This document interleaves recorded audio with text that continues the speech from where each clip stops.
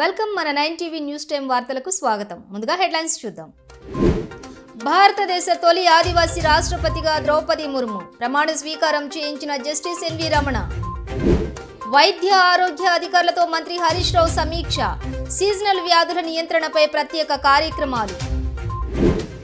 Governor Tamilisai Soundararajan TRS ప్రభుత్వం మధ్య cold war. Telangana సర్కార్పై పరోక్షంగా గవర్నర్ విమర్శలు.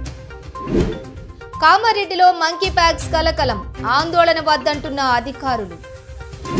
దేశంలో క్రమంగా తగ్గుతున్న కరోనా వ్యాప్తి, కొత్తగా 16,866 కరోనా పాజిటివ్ కేసులు. ఇక వివరాలు చూస్తే, భారతదేశ తొలి ఆదివాసీ రాష్ట్రపతిగా ద్రౌపది ముర్ము పదవి బాధ్యతలను చేపట్టారు. Supreme court chief justice N V Ramana parliament central హాల్లో ఆమె చేత ప్రమాణ స్వీకారం చేయించారు. అనంతరం రాష్ట్రపతి హోదాలో జాతిని ఉద్దేశించి ఆమె తొలి ప్రసంగం చేశారు. దేశ అత్యున్నత పదవికి తనను ఎన్నుకున్నందుకు ప్రజలకు ధన్యవాదాలు తెలిపారు. ప్రజలు తనపై పెట్టుకున్న విశ్వాసాన్ని నిలబెట్టుకుంటానని చెప్పారు. ఆజాదీ కా అమృత్ మహోత్సవ్ ఉత్సవాల వేళ రాష్ట్రపతి బాధ్యతలను చేపట్టడం సంతోషంగా ఉందని ముర్ము తెలిపారు. मैं भारत के समस्त नागरिकों की आशा आकांक्षा और अधिकारों की प्रतीक इस पवित्र संसद से सभी देशवासियों का पूरी विनम्रता से अभिनंदन करता हूं।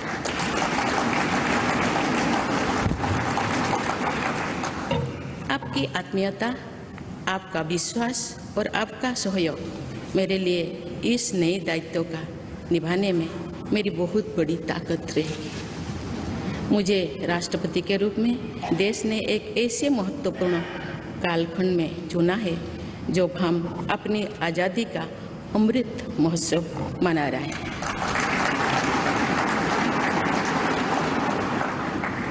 आज से कुछ दिन बाद ही देश अपनी स्वाधीनता के 75 वर्ष पूरी करेगा। ये भी एक संयोग है कि जब देश अपनी आज़ादी के 50वें वर्ष का पर्व मना रहा था, तभी मेरे राजनीतिक जीवन की शुरुआत हुई थी। और आज आज़ादी के 75वें वर्ष में मुझे ये नया दायित्व मिला है। इस ऐतिहासिक समय में जब भारत अगले 25 वर्षों के विजन को हासिल करने के लिए पूरी ऊर्जा से जुटा हुआ है, मुझे ये जिम्मेदारी मिलना मेरा बहुत बड़ा सौभाग्य है। తెలంగాణ ఆర్థిక వైద్య ఆరోగ్య శాఖ మంత్రి తన్నీరు హరీష్ రావు అధికారులకు కీలక ఆదేశాలు జారీ చేశారు. తెలంగాణలో ఇంటింటికి వెళ్లి పరిశుభ్రత కార్యక్రమాలు చేపట్టాలని హరీష్ రావు సూచించారు. అధికారులు ఇళ్లకు వచ్చినప్పుడు ప్రజలు సహకరించాలంటూ మంత్రి కోరారు. వర్షాకాలంలో సీజనల్ వ్యాధులపై జిల్లాల కలెక్టర్లు, అదనపు కలెక్టర్లు, ఐటీడీఏ పీఓలతో పలువురు మంత్రులు సమీక్ష నిర్వహించారు. వర్షాకాలంలో సీజనల్ వ్యాధుల నియంత్రణలో భాగంగా ప్రభుత్వం తరపున ప్రత్యేక కార్యక్రమాలను చేపట్టనున్నట్లు మంత్రి హరీష్ రావు పేర్కొన్నారు. పరిశుభ్రతపై ప్రభుత్వ కార్యాలయాల్లో ప్రతి శుక్రవారం ఈ కార్యక్రమాన్ని నిర్వహిస్తామని మంత్రి స్పష్టం చేశారు. పూర్తి స్థాయి సమీక్షా సమావేశాన్ని, దీన్ని మలేరియాను, డెంగ్యూను, అదర్ సీజనల్ డిసీజెస్ అరికట్టడానికి ఒక డీటెయిల్డ్ రివ్యూ మీటింగ్ నిర్వహించడం జరిగింది. గ్రామ స్థాయిలో అన్ని రకాల కిట్స్ను అందుబాటులో పెట్టాం. గ్రామ స్థాయిలో, పిహెచ్సి స్థాయిలో ప్రతి జిల్లాలో కూడా మలేరియా, డెంగ్యూకు అవసరమైనటువంటి టెస్టింగ్ కిట్స్ను పూర్తి స్థాయిలో జిల్లాల్లో అందుబాటులో పెట్టాం. ముఖ్యంగా ఆ దోమల్ని నివారించడం కోసం పంచాయతీరాజ్, మున్సిపల్ శాఖ, ఆరోగ్య శాఖ 3 శాఖలు కలిపి పెద్ద ఎత్తున ఫ్రైడే డ్రై డే చేసే విధంగా ఆదివారం ఇంటింటికి ఉదయం 10 గంటలకు వెళ్ళి మరి మంచినీరు ఎక్కడైతే ఎయిర్ కూలర్లలో కానీ, కొబ్బరి చిప్పలలో, రోళ్లల్లో, వాటర్ బాటిల్స్లో ఎక్కడైతే నీరు నిల్వ ఉంటుందో అక్కడ ఈ దోమలు వస్తూ ఉన్నాయి. ఈ డెంగ్యూకి సంబంధించి ముఖ్యంగా అది మంచినీళ్ళలోనే వస్తుంది దోమ. డెంగ్యూ ఇళ్లలోనే పుడుతుంది. డెంగ్యూ దోమ ఎక్కడనో మురికి కాలువల మీద రాదు. అది ఇళ్లలో ఉండేటువంటి నీరు. ఎయిర్ కూలర్లు ఎండాకాలం అయిపోయిన తర్వాత వానకాలం బయట పెడతారు, దాంట్లో నీళ్లు నిలిచి ఉంటాయి. పాత బకెట్లు, కాజులు, కుండలు, ఇట్లా ఎక్కడెక్కడైతే ఇంటి ఆవరణాల్లో ఉండేటువంటి టైర్లు, పాత టైర్లు, వీటి చోట ఆ నీళ్లు నిలిచి అక్కడ ఈ దోమ పుట్టడానికి అవకాశం ఉంది. సో సండే ప్రతి మున్సిపాలిటీలో, ప్రతి గ్రామ పంచాయతీలో మున్సిపల్, పంచాయతీరాజ్, ఆరోగ్య శాఖ అధికారులు ఇంటింటికి వెళ్ళి పూర్తి స్థాయిలో ఎక్కడ నీరు నిల్వ ఉండకుండా ఇళ్లలో క్లీన్ చేసేటువంటి కార్యక్రమాన్ని పెద్ద ఎత్తున చేపట్టాలని చెప్పి ఇవాళ నిర్ణయించడం జరిగింది. తెలంగాణ గవర్నర్ తమిళసై సౌందరరాజన్ టీఆర్ఎస్ ప్రభుత్వం మధ్య కోల్డ్ వార్ కొనసాగుతూనే ఉంది. తాజాగా మరోసారి ఈ విషయం బహిర్గతమైంది. ఢిల్లీ వేదికగా గవర్నర్ తమిళసై తెలంగాణ సర్కార్పై పరోక్షంగా విమర్శలు కురిపించారు. గవర్నర్ తమిళసై ఢిల్లీలో మీడియాతో మాట్లాడుతూ రాష్ట్రంలో వరదలపై రాజకీయం చేయడం మంచిది కాదు. కేంద్రం నుంచి రావాల్సిన నిధులు తెలంగాణకు వచ్చాయి. కేంద్ర మంత్రి కిషన్ రెడ్డి నిధులకు సంబంధించిన వివరాలు ఇచ్చారు. నేను ఎప్పుడూ ప్రజలతోనే ఉంటాను. నైతిక బాధ్యతతోనే వరద ప్రభావిత ప్రాంతాల్లో పర్యటించాను. ఈ క్రమంలోనే వరద నష్టంపై కేంద్ర ప్రభుత్వానికి నివేదించాను. మరోపక్క కింది స్థాయి నుంచి వచ్చిన మహిళ దేశానికి రాష్ట్రపతి కావడం కేవలం భారత్లోనే సాధ్యమైందని తెలిపారు. మహిళా రాష్ట్రపతి కింద మహిళా గవర్నర్గా నేను పనిచేయడం సంతోషంగా ఉందని అన్నారు. Because I don't want to comment on that. I was invited and I came. I always honor the invitation. The sister, that's Telangana. We are all working to hold the Telugu pride, and I am working towards that. And I don't want to comment anything on that. Earlier you went to somewhere in the Telangana, some parts, but you, the officers were not responded to visits. Yeah, even but this time they were responded to. No, nobody came. I am not expecting also. This time nobody also? No, okay, nobody came. During my flood visit also nobody came. How are the relief activities going in Telangana? Really very happy to attend the swearing in ceremony of our Honorable President of India, Lady President, and from the very downtrodden background, very simple background, elevated into the great position of our Rashtrapati. This could happen only in India. A great democracy has been proved that a simple person who worked for the people with commitment, who served the people, whose primary interest was only to serve the people, could be elevated to such a position. And really very happy, and she is a role model for each and everyone, particularly the womenhood who, if work hard, whatever may be the challenges we face in the తెలంగాణలోని కామారెడ్డికి చెందిన ఓ వ్యక్తిలో monkeypox అనుమానిత లక్షణాలు వెలుగు చూసిన వ్యవహారం రాష్ట్ర వ్యాప్తంగా కలకలం రేపుతోంది. ఈ నెల మొదటి వారంలో అతను కువైట్ నుంచి కామారెడ్డి ఇందిరానగర్ కాలనీకి చేరుకున్నాడు. తీవ్ర జ్వరం, అటుపై అతనిలో మంకీపాక్స్ లక్షణాలు కనిపించడంతో వైద్య శాఖ అప్రమత్తమైంది. అదనపు టెస్టుల కోసం హైదరాబాద్ ఫీవర్ ఆసుపత్రికి తరలించగా ఇందుకు సంబంధించిన వివరాలను వైద్యాధికారులు వెల్లడించారు. మంకీపాక్స్ అనుమానితుడి ఆరోగ్యం నిలకడగా ఉందని fever hospital superintendent doctor Shankar వెల్లడించారు. అనుమానితుడి కుటుంబ సభ్యులను ఐసోలేషన్లో ఉంచాం. పేషెంట్లో నుంచి 5 రకాల శాంపిల్స్ తీసుకుని పూణే వైరాలజీ ల్యాబ్కు పంపిస్తున్నాం. రేపు సాయంత్రంలోగా రిపోర్టు వస్తుందని భావిస్తున్నాం అని ఆయన వెల్లడించారు. గట్టిగా దగ్గినప్పుడు తుంపర్ల ద్వారా వైరస్ వ్యాప్తి చెందుతుందని డాక్టర్ శంకర్ తెలిపారు. అది అందరినీ కూడా మన ఐడిఎస్పీ టీం కూడా మనము సర్వేలెన్స్ టీం కూడా ట్రేస్ చేస్తుంది. అందరూ ఆయన వెళ్ళి హాస్పిటల్లో ఎవరెవరు కాంటాక్ట్ అయింది అక్కడ కూడా క్వారంటైన్ చేస్తున్నారు. ఈయన ఏ ఫంక్షన్కి వెళ్ళారు కూడా అక్కడ కూడా వెళ్ళి మన కాంటాక్ట్ ట్రేసింగ్ చేస్తున్నారు. అందరినీ కూడా క్వారంటైన్ చేస్తున్నారు. వాళ్ళకి క్లోజ్గా మానిటర్ చేస్తున్నారు. ఎవరికైనా లీజన్స్ ఉన్నాయో లేదో చూస్తున్నారు. ఇప్పటికే ఈయనతో పాటు ఉన్న వాళ్ళ ఫ్యామిలీ మెంబర్స్ 6 మంది కూడా ఐసోలేట్ చేయడం జరిగింది. వాళ్ళకి ఎలాంటి లీజన్స్ అయితే లేవు. బట్ ఇతనికి ఒక్కరికి లీజన్స్ ఉన్నాయి, అయినా ఇక్కడికి షిఫ్ట్ చేశారు. ఈ కాంటాక్ట్ ట్రేసింగ్ అయితే ఆల్రెడీ మూవ్ అవుతుంది, కంటిన్యూ అవుతుంది. ఇతనికి ఏం హెల్త్ ఇష్యూస్ లేవు. యంగ్ మ్యాన్, ఇతనికి ఏం బ్యాక్గ్రౌండ్ హెల్త్ ఇష్యూస్ లేవు. స్ట్రాంగ్ ఉన్నాడు, హెల్తీగా ఉన్నాడు. తర్వాత ఆయన లీజన్స్ కూడా అతను లేట్గా వచ్చింది కనుక ఆయన గుర్తించలేకపోయాడు. సో ఇప్పటికి కూడా అతను స్టేబుల్గా ఉన్నాడు. జనరల్ కండిషన్ ఫీవర్ తగ్గిపోయింది. ఓన్లీ లీజన్స్ కూడా ఆల్మోస్ట్ అది స్క్రాప్ అంటే హీల్ అయిపోయి స్టేజ్లో ఉంది. ఇప్పుడు ఇందాక మేము చూసినప్పుడు కూడా కొంచెం హీల్ అయిపోయినాయి. ఆల్రెడీ స్కాప్స్ కూడా ఫామ్ అయిపోయినాయి. అంటే ఇది ఒక 5 days నుంచి కూడా ఉండొచ్చు లీజన్స్ వెనక్కు. మనకు లేట్ ఇన్ఫర్మేషన్ మన దగ్గర అంటే బాడీ లోపల ఫేస్కు ఛాతీ మీద చేతులకు కాళ్ళకు కూడా వచ్చింది అని మనకు ఇన్ఫర్మేషన్ ఉంది. అది కూడా నేను చూశాను. అవి ఆల్రెడీ చిన్న చిన్న లీజన్స్. అది టిపికల్గా కూడా మన chicken pox, monkey pox 2 lesions కూడా ఏదైనా కావచ్చు. మనం అంటిల్ అన్లెస్ కన్ఫర్మ్ అయిన దగ్గర మనం ఏం చేయలేము. టెస్ట్ రిజల్ట్స్ ఇప్పుడు మేము గాంధీలో ఇప్పుడు ప్రస్తుతం ఒకటి టెస్ట్ రిజల్ట్స్ ప్రస్తుతం గాంధీలో మనకు కిట్ వచ్చి ఉన్నది. కానీ దానికి సంబంధించిన కొంత ఎక్విప్మెంట్ మనము వాళ్ళ రేపు ప్రొక్యూర్ చేసుకుంటాము. ప్రస్తుతం మనం ఎన్ఐ పూణేకి పంపిస్తున్నాము. ఇప్పుడు మధ్యాహ్నం 2 గంటలకు 3 గంటలకు శాంపిల్స్ 5 రకాల శాంపిల్స్ పంపిస్తాము.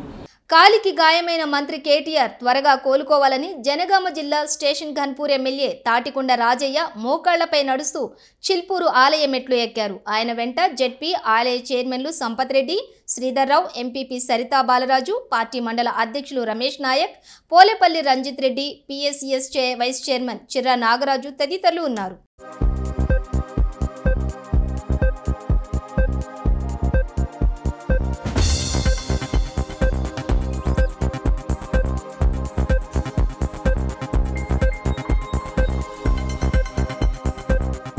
బీజేపీ అధిష్టానం ఆదేశాలతో సీఎం కేసీఆర్పై పోటీ చేస్తామని ఎమ్మెల్యే ఈటెల రాజేందర్ అన్నారు.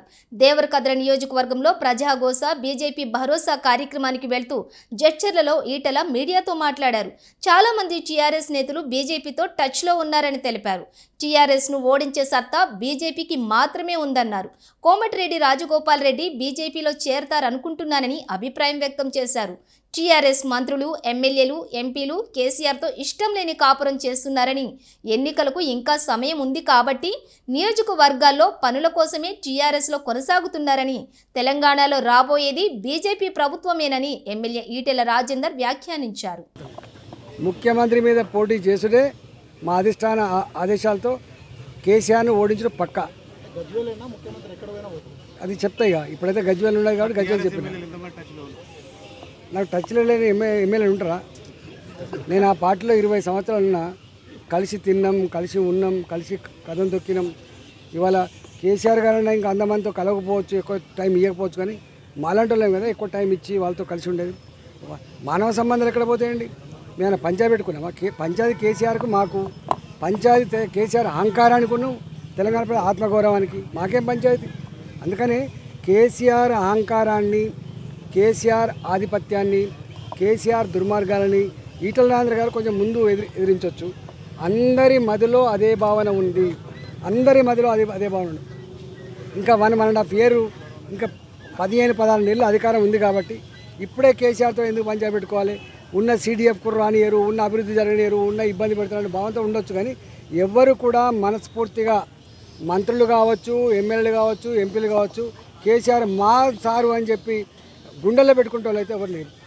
ఆయన కోల్పోయింది మొట్టమొదటిగా ఎమ్మెల్యేల విశ్వాసం కోల్పోయిండు, ఎంపీల విశ్వాసం కోల్పోయిండు, చివరికి పార్టీ కార్యకర్తల విశ్వాసం కోల్పోయిండు. హైదరాబాద్ నగర రవాణాలో కీలకమైన మెట్రో రైళ్లలో రాకపోకలు రోజురోజుకు పెరుగుతున్నాయి. ఉదయం, సాయంత్రం వేళల్లో రద్దీ విపరీతంగా ఉంటుంది. ఇదే క్రమంలో ప్రయాణికులను ఆకర్షించేందుకు L&T సంస్థ కొన్ని నెలల క్రితం తీసుకొచ్చిన డిస్కౌంట్ కార్డుకు ప్రస్తుతం డిమాండ్ పెరిగింది. 50 రూపాయలతో కార్డు తీసుకుని అందులో 50 నుంచి ఆపై 3000 వరకు రీఛార్జ్ చేసుకునే అవకాశంతో పాటు ప్రతి ప్రయాణంపై 10% రాయితీ శాతం కల్పించింది. 10 రోజుల క్రితం వరకు ఈ కార్డులపై ఆసక్తి చూపించని ప్రయాణికులు ఇటీవల కురుస్తున్న వరుస వర్షాలు, కొన్ని సందర్భాల్లో సర్వర్ మొరాయించడంతో మెట్రో కార్డుల కొనుగోళ్లకు క్యూ కడుతున్నారు. ఇక దీంతో టికెట్ కౌంటర్ల వద్ద రద్దీ నెలకొంటోంది. కౌంటర్ల వద్ద టికెట్ కొనుగోలు చేయడం కంటే ఒకేసారి కార్డు తీసుకుని నేరుగా QR కోడ్తో చెకింగ్ ద్వారా స్టేషన్లోకి వెళ్లవచ్చని, రాయితీ సైతం వినియోగించుకోవచ్చనే భావనతో చాలా మంది కార్డులను కొనుగోలు చేస్తున్నారు. ఒక్కరోజే 1000 మందికి పైగా ఉద్యోగులు, విద్యార్థులు, ఇతరులు రాయితీ కార్డులను కొనుగోలు చేసినట్లు మెట్రో అధికారులు తెలిపారు.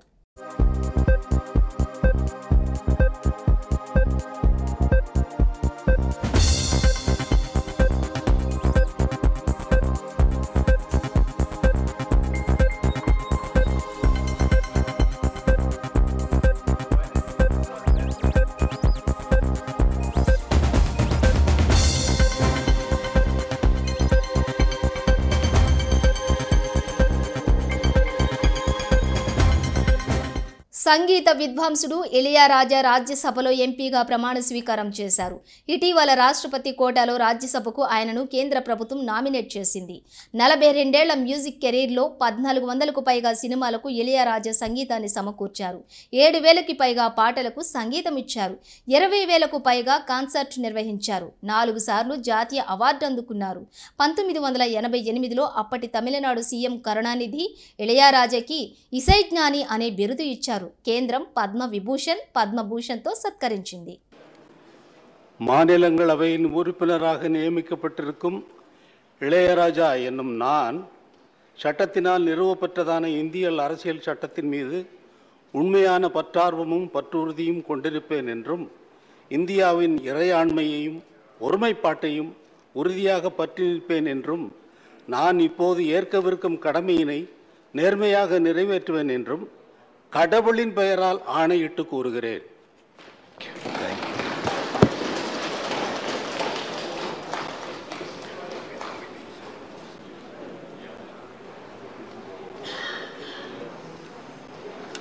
భారత రాష్ట్రపతిగా 2017లో బాధ్యతలు చేపట్టిన రామ్నాథ్ కోవింద్ తన పదవికి వీడ్కోలు పలికారు. రాష్ట్రపతిగా ఆయన పదవీ కాలం ముగిసింది. ఈ సందర్భంగా ఆయన జాతిని ఉద్దేశించి మాట్లాడారు. 5 ఏళ్ల కిందట తన పట్ల అపార నమ్మకంతో ప్రజలు ఎన్నుకున్న ప్రజాప్రతినిధుల ద్వారా తనను భారత రాష్ట్రపతిగా ఎన్నుకున్నారని వెల్లడించారు. తన పదవీ కాలం ముగిసిందని, పదవిని వదులుకుంటున్న సమయంలో అందరితోనూ తన ఆలోచనలు పంచుకోవాలని భావిస్తున్నానని కోవింద్ తెలిపారు. लेकिन यह भारत के लोकतंत्र की ताकत है कि इसमें हर नागरिक के लिए ऐसे रास्ते खुले हैं जिन पर चलकर वह देश की नियति को संवारने में अपनी महत्वपूर्ण भूमिका निभा सकता है। कानपुर देहात जिले के परौख गांव के अति साधारण परिवार में पला बढ़ा वह रामनाथ कोविंद आज आप सभी देशवासियों को संबोधित कर रहा है। इसके लिए मैं अपने देश की जीवंत लोकतांत्रिक व्यवस्था की शक्ति को सत सत नमन करता हूँ। चूँकि मैंने अपने गांव का उल्लेख किया है तो मैं इस बात का भी उल्लेख करना चाहूँगा कि राष्ट्रपति के कार्यकाल के दौरान अपने पैतृक गांव का दौरा करना और अपने कानपुर के विद्यालय में वयोवृद्ध शिक्षकों के पैर छूकर उनका आशीर्वाद लेना मेरे जीवन के सबसे यादगार पलों में हमेशा शामिल रहेंगे। इसी साल प्रधानमंत्री जी भी मेरे गांव परौख आए और उन्होंने मेरे गांव की धरती का मान बढ़ाया। अपनी जड़ों से जुड़े रहना भारतीय संस्कृति की विशेषता है। मैं युवा पीढ़ी से यह अनुरोध करूंगा कि अपने गांव या नगर और अपने विद्यालयों तथा शिक्षकों से जुड़े रहने की इस परंपरा को आगे बढ़ाते रहें। प्यारे देशवासियों, आजकल सभी देशवासी आज़ादी का अमृत महोत्सव मना रहे हैं। దేశంలో కరోనా కేసులు క్రమంగా పెరుగుతున్నాయి. థర్డ్ వేవ్ అనంతరం భారీగా తగ్గిన కేసులు దేశవ్యాప్తంగా మళ్లీ పెరుగుతుండడం ఆందోళన కలిగిస్తోంది. కొన్ని రోజుల నుంచి దేశంలో 20,000కు పైగా కోవిడ్ కేసులు నమోదవుతున్న విషయం తెలిసిందే. ఈ క్రమంలో గడిచిన 24 గంటల్లో కరోనా కేసుల సంఖ్య భారీగా తగ్గింది. దేశవ్యాప్తంగా గత 24 గంటల్లో 16,866 కరోనా కేసులు నమోదయ్యాయి. దీంతో పాటు ఈ మహమ్మారి కారణంగా 41 మంది ప్రాణాలు కోల్పోయారు. ఈ మేరకు కేంద్ర వైద్య ఆరోగ్య శాఖ హెల్త్ బులెటిన్ ను విడుదల చేసింది. ప్రస్తుతం దేశంలో 1,50,877 కేసులు యాక్టివ్గా ఉన్నాయి. డైలీ పాజిటివిటీ రేటు 7.03% ఉండగా రికవరీ రేటు 98.46% ఉంది.